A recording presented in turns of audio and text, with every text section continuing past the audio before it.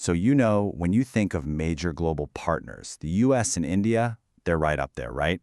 But, and this is a big but, beneath all those strategic handshakes, a really serious economic fight has been brewing, and it's all about sanctions, trade, and who's friends with whom.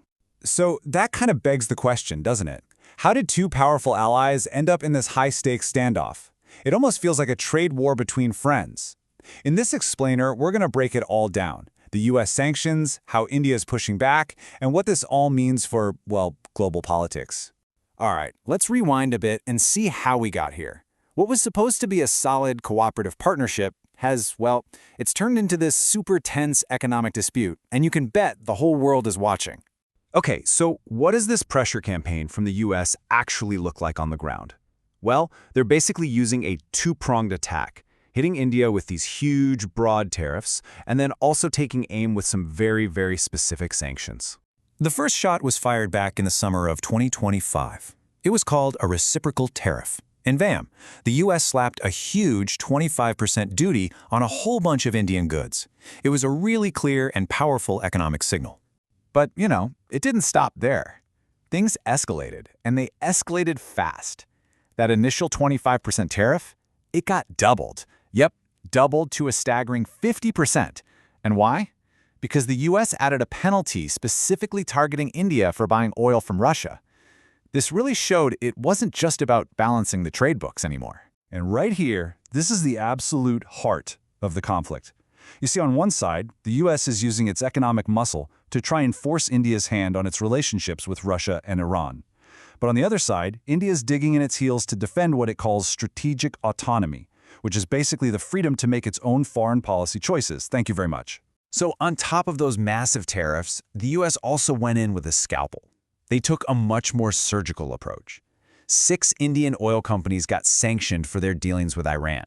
Then, another 19 companies and 2 individuals got hit for supposedly sending tech to Russia. And believe me, the consequences are no joke. We're talking about having any US assets totally frozen and getting locked out of the US financial system. Okay, so you've got all this intense pressure coming from the US. How do you think India responded? Did they back down? Not a chance. Instead, they rolled out a really carefully planned strategy on 2 different fronts. You can really break down India's countermoves into 2 clear steps. Step 1 was all about diplomatic and legal pushback, just saying, hey, wait a minute. And step 2, that was a much bigger, more strategic pivot in its trade and its global alliances. So that first line of defense was official, and it was crystal clear. India's Ministry of External Affairs came out and said, look, these firms have not violated Indian laws, period. It was a really strong assertion of their own national sovereignty, basically telling the US, you don't make the rules here. And hey, this wasn't just them talking a big game. India backed it all up by pointing to its own pretty impressive track record. They're part of major international groups like the Wassenaar Arrangement and the Missile Technology Control Regime. Their argument was simple. We're a responsible global player, and we follow the rules. And this whole defense, this entire argument, it all comes back to that key idea we talked about, strategic autonomy. For India, you got to understand this isn't just some policy buzzword. It's a fundamental principle. It's about their right to make decisions based on what's best for India, not based on pressure from another country, no matter how powerful that country is. Now, over on that second front, the trade front, India showed it was willing to talk. But, and this is key, it wasn't about to just give in. They actually offered to lower their own tariffs on popular American stuff like motorcycles and whiskey. But it came with a big if. The US had to offer some tariff relief in return. It was a classic, you scratch my back, I'll scratch yours kind of deal. And this might be the most important takeaway of the whole situation.